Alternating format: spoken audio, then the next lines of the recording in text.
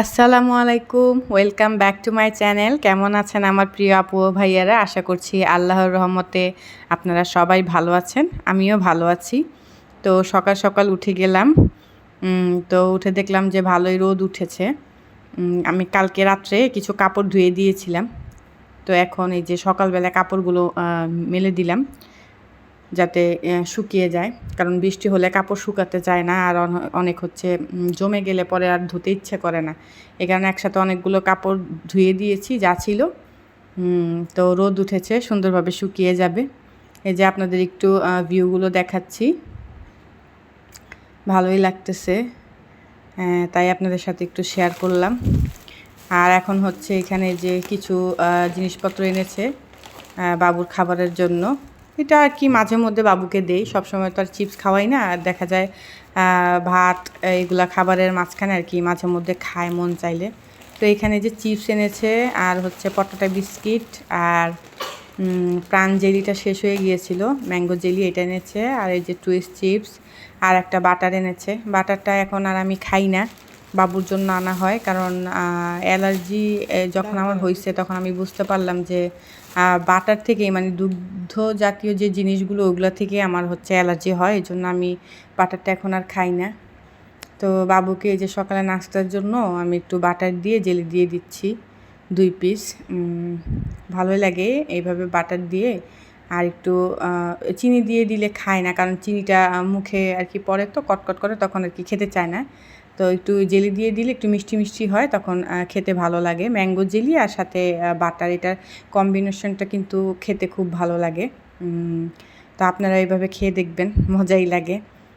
ছোটোবেলায় আমার খেয়াল আছে যে যখন স্কুলে যেতাম তখন এমন এই যে ম্যাঙ্গো জেলি, স্ট্রবেরি জেলি, আবার হচ্ছে মিক্স ফ্রুট জেলি, এগুলি দিয়ে খেয়ে তারপর যেতাম। আবার অনেক সময় টিফিনেও নিয়ে যেতাম। টিফিনে অবশ্য বাইরের খাবারটাই বেশি খাওয়া পড়তো।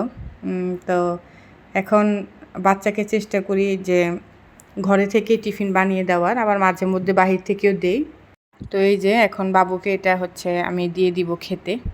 আর আমি এটা খাবো না। আমি হচ্ছে আজকে ভারী নাস্তা আমার একটু করতে ইচ্ছে করতেছে। ভারী নাস্তা বলতে আর কি রুটি বানাতে ইচ্ছে করছে।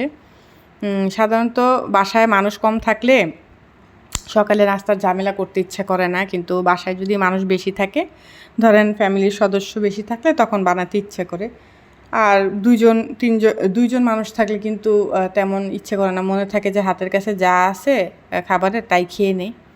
তো সবসময় আর কি বানাই না। তো আজকে মন চাইলো যে একটু আমি বানিয়ে খাই। আর এখানে হচ্ছে যে আমি আটাটা নিয়ে একটু লবণ দিয়ে আটাটা একটু মেখে নিচ্ছি। আর এখানে পানি ফুটাতে দিয়ে দিয়েছি, পানিটা অলরেডি ফুটেও গিয়েছে। তো এটা হচ্ছে খোলা আটা। আমি দোকানে গিয়েছিলাম প্যাকেট আটা কিনতে, কিন্তু আমি পাইনি, কারণ প্যাকেট আটাটা নাকি শেষ হয়ে গিয়েছে। আবার কিনতে বাজারে যাব, তাই আর কি খোলা আটাটা এনেছি। তো উনি আমাকে বলল যে এই আটাটা অনেক ভালো, আপনি নিয়ে খেয়ে দেখেন।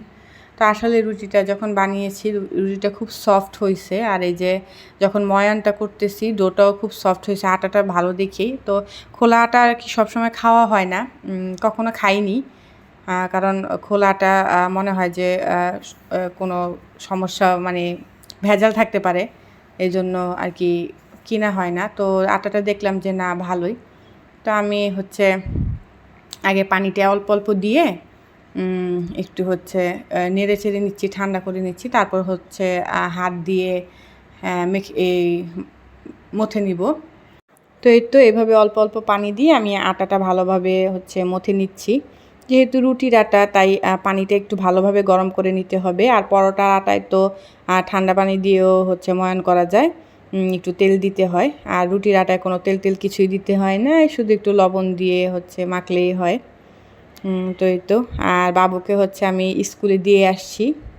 স্কুলে দিয়ে এসে তারপর হচ্ছে বাসায় আমি রুটিটা বানিয়ে নিচ্ছি। পরে খাওয়া দাওয়া করে নাস্তা করে পরে আবার হচ্ছে বাবুকে আনতে যাব। তো এই তো বসে থাকি না, আগে হচ্ছে 2 ঘন্টা ক্লাস ছিল, এখন তো ক্লাস 2.5 ঘন্টার মতো হয়। তো এত সময় বসে থাকাটা আসলে একটু খারাপই লাগে বসতে বসতে। তো এখন ভাবি যে না, এখন তো একটু আগে থেকে বড় হয়েছে, তো এখন দিয়ে চলে আসি। আবার হচ্ছে ছুটির 10 মিনিট আগে গেলেই হয়, বেশি একটা দূর না, বাসা থেকে কাছেই স্কুল। তো এই তো আমার রুটিটা খুব সুন্দরভাবে আমি এই যে মথে নিচ্ছি একদম ভালো করে। রুটি খুব সফট হয়েছে এই যে দেখেন, আমি একদম আঙ্গুল দিয়ে দেখিয়ে দিলাম আপনাদেরকে, খুব সফট হয়েছে। তো এখন হচ্ছে আমি যে এইভাবে লেচি কেটে নিব। এই তো একটা একটা করে আমি এখানে 4-5টার মতো রুটি হবে। আমি ইচ্ছা করে আটা কম নিয়েছি, কারণ এত রুটি বানিয়ে কি হবে, অল্প করেই আর কি। আমি যদি খাই 2টা, বাবুর জন্য রাখবো, তারপরও হচ্ছে থেকে যাবে, এত রুটি খাওয়া যাবে না। তো এই তো আমার ভিডিওগুলো যদি আপনাদের কাছে ভালো লাগে তাহলে প্লিজ আমার চ্যানেলটা একটু সাবস্ক্রাইব করে দিবেন আর ভিডিওটাতে একটা লাইক দিয়ে দিবেন। তো কমেন্ট করে জানাবেন কেমন লাগছে আমার ভিডিও, আমি খুশি হব। তো এই তো এই যে একটা একটা করে আমি এইভাবে গোলাকার করে করে নিচ্ছি, এতে করে রুটিটাও সুন্দরভাবে গোল হবে। তো এই তো এমনিতে আসলে আমার রুটি গোল হয়, কিন্তু ক্যামেরার সামনে কেন যেন আর কি নার্ভাস থাকি, তখন আর কি রুটিটা গোল হতে চায় না। তো এই তো এইভাবেই অনেক সময় তো বিয়ের আগে তো দেখা যায় যে কোনো দেশে, অনেক দেশের মানচিত্র হয়ে যেত রুটি বানাতে গিয়ে। তো এখন তো একটু আগে থেকে তারপরেও ঠিক হয়েছে।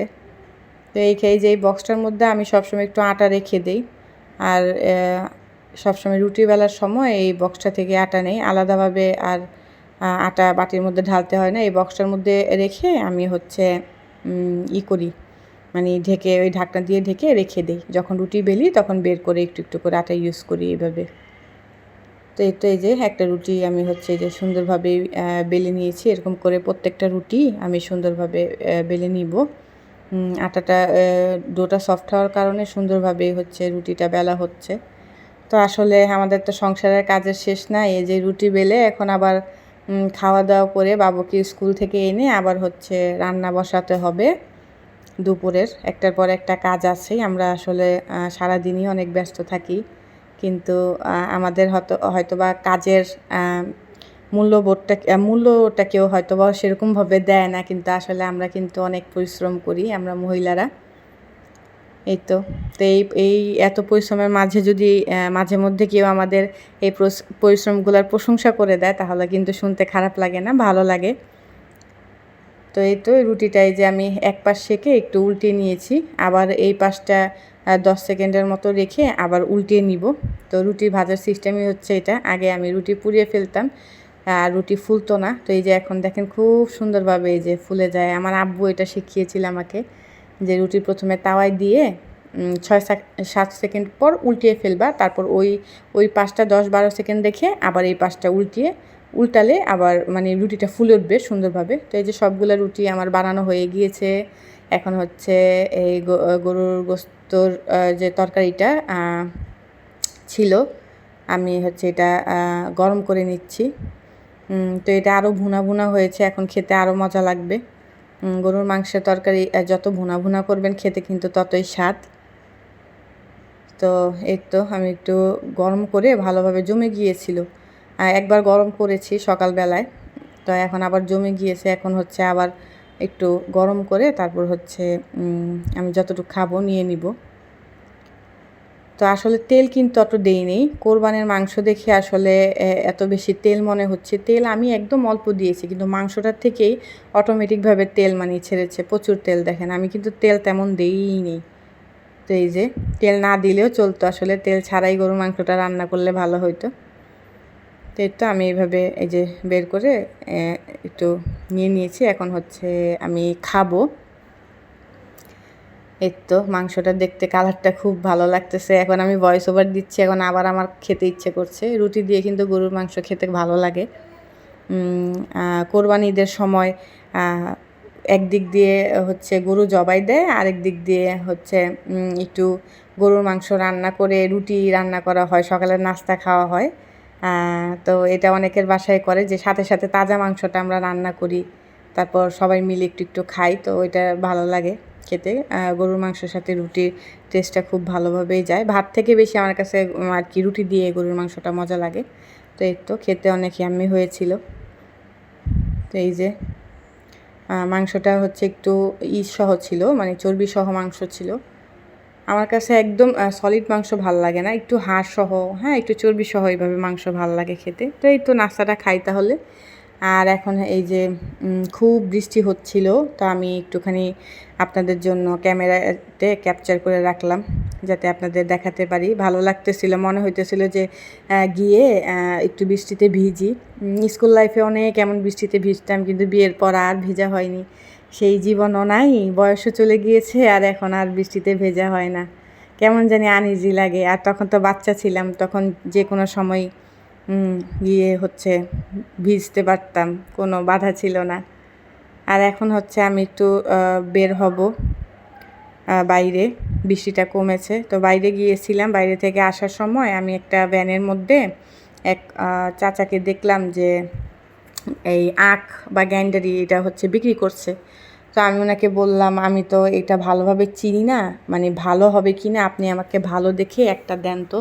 তো উনি আমি প্রথমে দাম জিজ্ঞেস করলাম, তো উনি বলল একটা আস্ত আখ আর কি, মাত্র 30 টাকা। তো আমি যখন বললাম যে এত কম দাম, বললো যে হ্যাঁ অনেকগুলো এনেছি তো এই জন্যই। তো আমি আসলে বিশ্বাস করে নিয়ে আসলাম। তো বাসায় এসে আমি ভাবলাম যে আমার ছেলেকে এইভাবে পিস পিস করে কেটে দেই, ও তো হচ্ছে দাঁত দিয়ে, ওর দাঁতের সমস্যা, দাঁত দিয়ে এইভাবে ছিঁড়ে খেতে পারবে না। তো যখন কাটতে গেলাম দেখলাম যে পুরো আখটাই হচ্ছে নষ্ট। উনি হচ্ছে আমাকে এইভাবে ঠকিয়ে দিয়েছে। আমি হচ্ছে এক একটা করে ছিলতেছিলাম আর হচ্ছে এইভাবে কেটে দেখতেছিলাম, যে ভাবতেছিলাম যে একদম নিচের দিকে যদি ভালো হয়ে থাকে, একটা মানে পুরো আস্ত আখটাই হচ্ছে উনি আমাকে এইভাবে নষ্ট দিয়ে দিয়েছে। তো উনি সত্যি কথাটা বললেই পারতো, তাহলে তার আমি এটা কিনতাম না। যদিও টাকার পরিমাণটা অল্প, তারপর এইভাবে মানুষকে ঠকানোটা আমার মতে উচিত না। তো এই তো এরকম আর কি, আখটা দেখে মন খারাপ হয়ে গেল। এই যে দেখেন ভিতর থেকে কেমনই জানে আর কি ছিল। তো এই জন্য আপনাদেরকে একটু দেখালাম, আপনারাও দেখলে বুঝতে পারবেন। মানে এইটা হচ্ছে মানে আখ যেখানে আর কি মানে আখ যেখানে আর কি হয়, ওইটার পাশেই কিছু যে বাঁশঝাড়ের মতো যে বাড়তি, যেই বাঁশঝাড় না, মানে বাড়তি যে একটা মানে থাকে যেগুলো খাওয়া যায় না, যেমন জংলি আখ, মানে আমরা বলি কিছু গাছ থাকে না জংলি গাছ, এরকম আর কি জংলি আখ এটা। মানে এটা খাওয়া যায় না, উনি শুধু শুধু তুলে এনে শুধুমাত্র বিক্রির জন্য এটা তুলে এনেছে।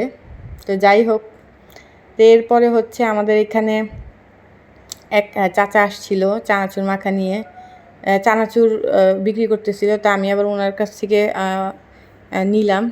এখানে অনেক রকম ছিল, চানাচুর, চিড়া ভাজা, তারপর চাল ভাজা, হ্যাঁ বাদাম ভাজা, সব কিছু মিক্স ছিল। আর এরপরে হচ্ছে এই যে কিছু বাজার এনেছিল, বাজারটা আমি হচ্ছে বের করে নিচ্ছি। এটা ছিল তার পরের দিন। এই যে বাজারে গিয়েছিল, তো লেবু এনেছিল, ঢ্যাঁড়স, পটল, তারপর হচ্ছে ধনিয়া পাতা, তারপরে যে এটা কি যেন কি বলে, ঝিঙা বলে নাকি যেন তরুই কি যেন এটাকে বলে, এটার নামটা আমি শিওর জানি না আসলে। আর ফুলকপি এনেছিল, ফুলকপিটা একদম ভালো আনেনি, এই যে দেখতে কেমন যেন একদম শুকিয়ে গিয়েছে, মানে এই যে কোনো মতো আর কি ধরিয়ে দিয়েছে, দেখেন কেমন কালো কালো হয়ে গিয়েছে। মানে এটা মনে হয় 1-2 দিন আগের ফুলকপি, মানে ফ্রেশ না আর কি। আর হচ্ছে ইলিশ মাছ এনেছিল, ইলিশ মাছগুলো একদম ফ্রেশ ছিল। তো এইভাবে একসাথে অনেকগুলো ইলিশ মাছ আনলে আমি হচ্ছে সবগুলো একসাথে কাটি না, কারণ ইলিশ মাছ তো খুব সহজেই কেমন যেন নোনা নোনা হয়ে যায়। মানে কেটে রাখলে বেশি দিন মানে রান্না করে খাওয়া যায় না, মানে ফ্রিজে অনেক দিন রাখলে পরে কেমন যেন একটা গন্ধ গন্ধ হয়ে যায়, রান্না করার পরও সেই স্মেলটা আসে। তো আমি যেটা করি, মাছটাকে এই যে এইভাবে হচ্ছে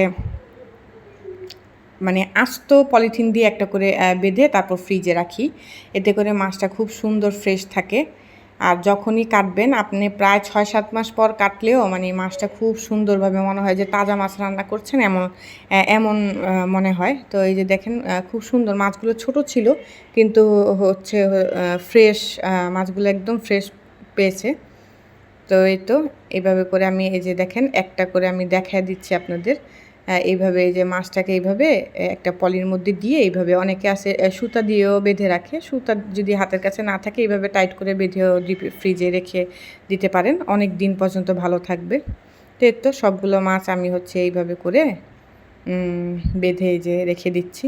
তো আপনারা এইভাবে করে দেখবেন অনেক দিন পর্যন্ত মাছটা টাটকা থাকে। তো এই ছিল আজকের ভিডিও আমার। তো নেক্সট ভিডিওতে আবার দেখা হবে। ততক্ষণ পর্যন্ত ভালো থাকেন। ওকে, আল্লাহ হাফেজ।